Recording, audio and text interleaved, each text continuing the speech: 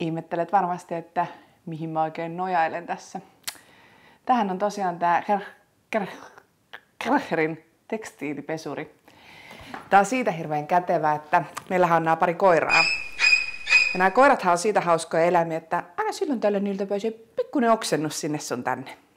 Sen sijaan, että ne oksentaisi jonkin helppoon paikkaan, mistä olisi niinku kätevä se korjata, niin kuin vaikka ihan paljalle lattialle, niin yleensä he valitsee mieluummin vaikka tämän maton ja kaikista mieluiten tämän sohvan.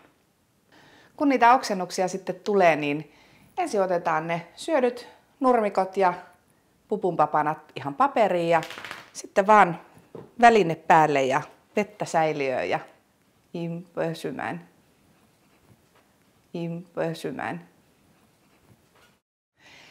Se pesu voi hoitaa niin, että se ruiskuttaa sitä vettä ja imee sitä samaan aikaan. Tai sitten jos se on oikein pinttynyt tahra, niin sitten sen voi ensin ruiskuttaa sen pesuainevesiseoksen siihen vaikuttamaan 5 minuutiksi ja sit imee sen.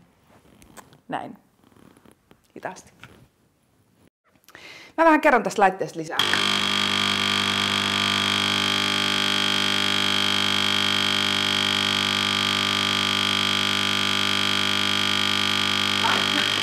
Vitsi, ei se oikeesti pidä noin kovaa ääntä.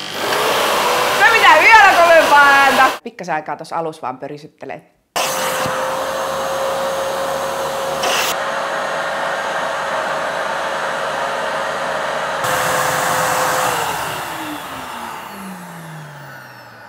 Se oli siinä. Noniin, kelpaa taas oksennella.